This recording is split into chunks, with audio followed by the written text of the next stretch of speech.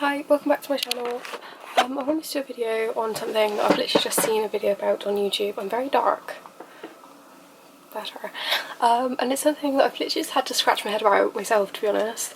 And it's about integrating aggression.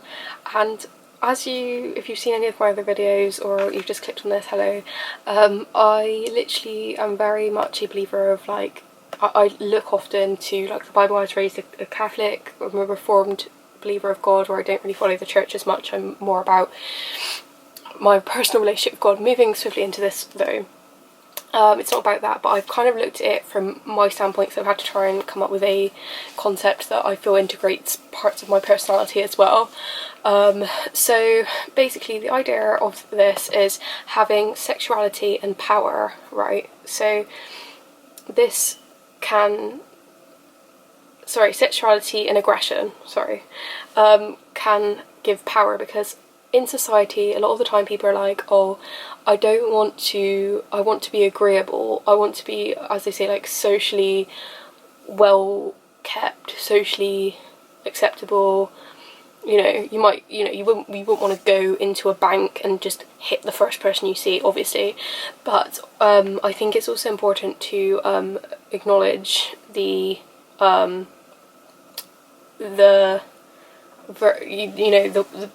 being asserting power, if you like. And I've noticed personally a way that I do this is to try and irritate someone without even thinking about it. This is something I've done through, I think it's just about being aware of this. It's not a bad thing, like if you look at it from that perspective. When I looked at it from a biblical standpoint, I was like, because it's not a virtue at the end of the day, it's not necessarily a good thing to be agreeable, and it's really not. It's really socially acceptable. It says throughout the Bible Jesus had issues with a lot of people. He didn't agree with certain things. He had compassion, but he wasn't like, you know, being agreeable with everyone, otherwise he wouldn't, you know, have made any changes. I can only think about it from this perspective of this is how we like protect ourselves as a vessel. Basically, when I looked at the sins and virtues, the things that came up for me is if this goes to an excess, it becomes pride, I believe, and then having humility is a way of sort of like balancing that out. And also sloth can come with not doing this, because you're in a way you're kind of relinquishing responsibilities you have as a human being to protect yourself and not become sort of enslaved by other people. So obviously the opposite and I don't want to sound like an annoying old-fashioned man, but like about like saying like just about kind of, you can become either, forget that bit, you can become either apparently enslaved, you can negotiate, or you can be involved in anarchy, and they're like the three parts of how you can be if you look at it like that. And really you only have a control over like your local, you know, people in your life. You haven't really got control over like society as a whole, nor should we worry about having control over society as a whole. As someone that likes to talk about sociological issues and spread awareness and stuff like that, I don't think there's anything wrong with doing that. Obviously we only really have control over like ourselves unless we like get involved with something bigger, if you like. And I do think from like a biblical perspective, our prayers to God like do help. Obviously us as a person, we only have like, you know, responsibility over, or not responsibility, like, you know, access over like a small amount of things. And I think it's just about being in touch with your sort of like inner,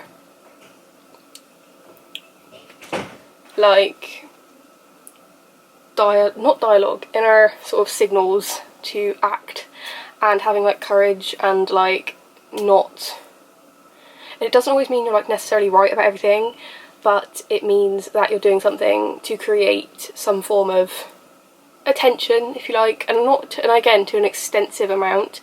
I would say this is like becomes sort of, you know, attention seeking and becomes something negative to a point where you're getting greedy over the attention you're getting. I can't speak for everyone, sometimes people are just like that, and maybe it's not for me to say that they're being greedy, so I'm not here to judge. So that would be how I would have seen it in the past. It's probably something that I wouldn't see it as now, to be honest, being a more evolved person. But if you don't do this, you're going to be like pushed into a corner, and people, unfortunately, if you are agreeable, they will, as much as it seems socially acceptable and it's something that is ingrained into us, Especially, it depends how much you pay attention to that. Obviously some people, even from a young age, either do not have the capacity to do so. They will be, you know, if you have an underlying condition such as, you know, autism, or, and that's not about being you know, you have certain needs due to sensitivity and etc. If you have antisocial personality disorder, you may completely disregard other people's needs, and that again is kind of a neurological condition.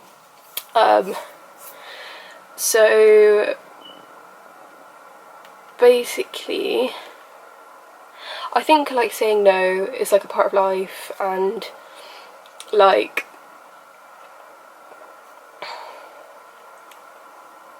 that in this video this guy was talking about how you can have resentment,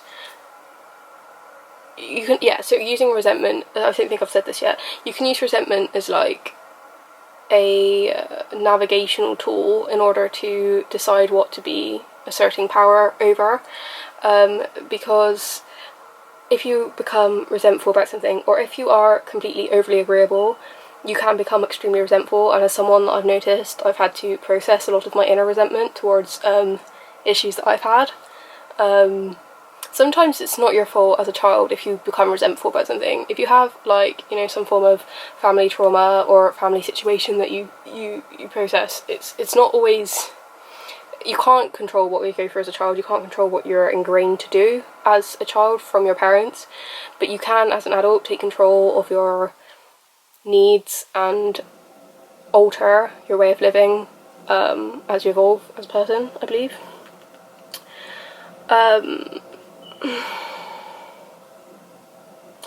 So moving on to something ever so slightly different.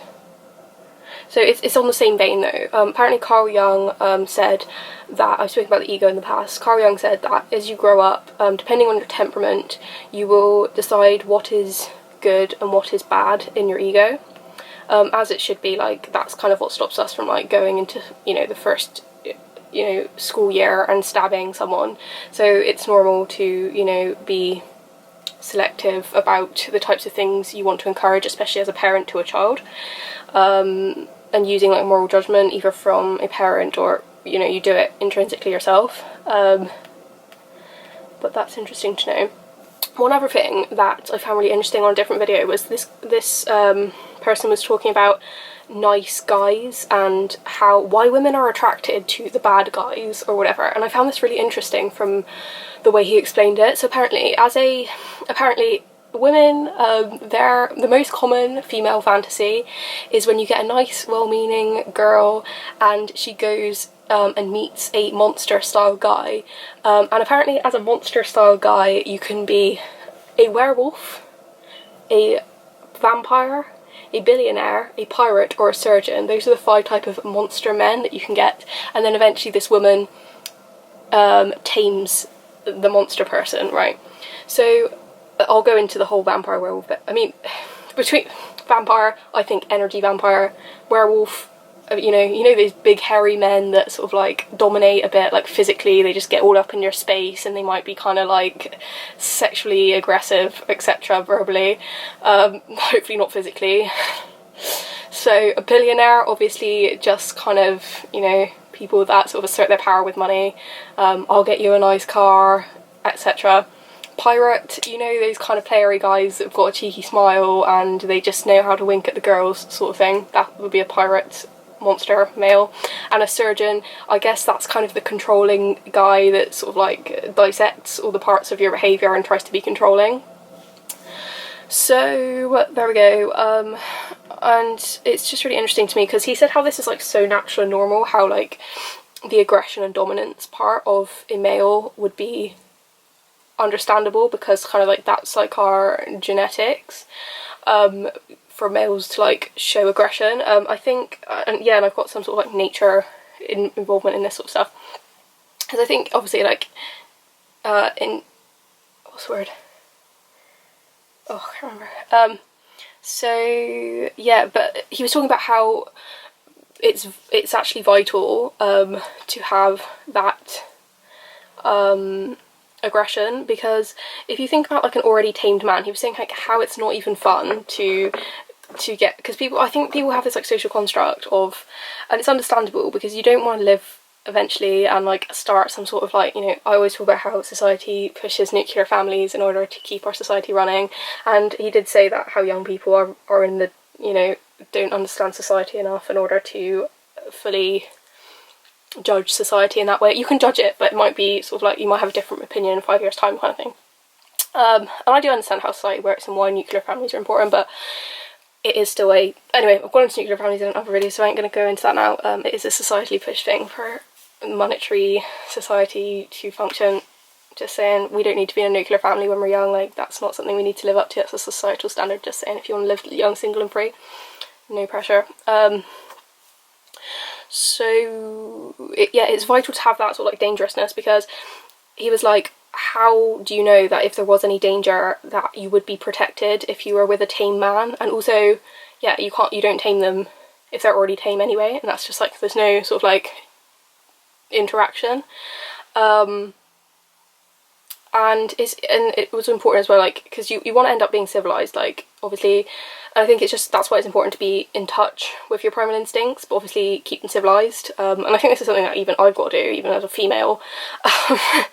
And yeah, so, and also, so like a way, like, as well, like females can like choose to like a male or whatever, like, is looking at the hierarchy of males, because like the hierarchy of males, like that already is all like decided between the males, like females don't really have much to do with that.